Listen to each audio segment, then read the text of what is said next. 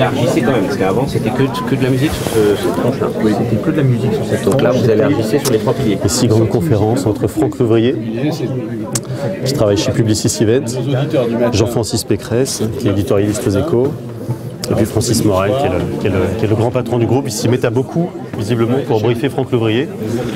Ça doit vouloir dire qu'il y a du travail. Franck Levrier, qui s'occupait de toutes les relations de presse de Nicolas Sarkozy au moment de la campagne, quand il était à l'Élysée, c'est dire s'il a l'habitude des journalistes. Pour une fois, il passe de l'autre côté. Une audience qualifiée,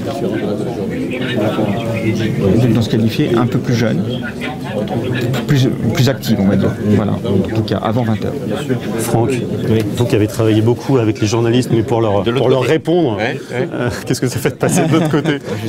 C'est une bonne expérience. Quels écueils il faut éviter alors?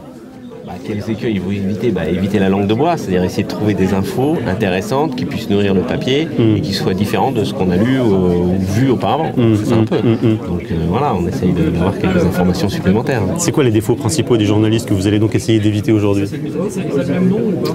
Je pense qu'il faut essayer d'agiter le maximum de ses sources. C'est-à-dire avoir le maximum de sources parce qu'au bout d'un moment, on va trouver une pépite.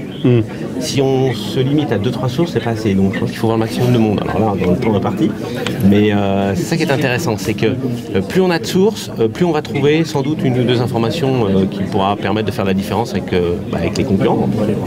Lundi matin, tout le monde va faire un papier là-dessus. Ouais, c'est sûr. Ouais. Et là, vous écrivez sur PPDA, qui vient d'être recruté à Radio Classique. Vous le connaissez, non? Oui, je le connais. Oui. Dans ma vie antérieure, je le connais. Et les différents interlocuteurs que j'ai au téléphone, je les connais aussi. Donc, et alors, comment on fait pour ne pas être langue de bois, tout en parlant de gens qu'on connaît, avec qui on a des rapports quotidiens depuis très longtemps? Je fais ce que vous faites d'habitude, c'est-à-dire qu'on peut avoir de bonnes relations tout en étant face à son texte après et dire ce qu'on a à dire. Mais non, il n'y a pas de... Vous avez déjà le titre? Vous avez déjà le titre du papier? Vous avez une petite idée ou pas? Ouais, j'ai une idée de l'angle. C'est quoi? Mais j'ai pas une idée du titre. Et l'angle, ça va être quoi? L'angle, il est assez classique. C'est qu'on, justement, on attire des stars pour booster l'audience, quoi. En gros, c'est ça. Mais bon, maintenant, on va voir ça. On va essayer de...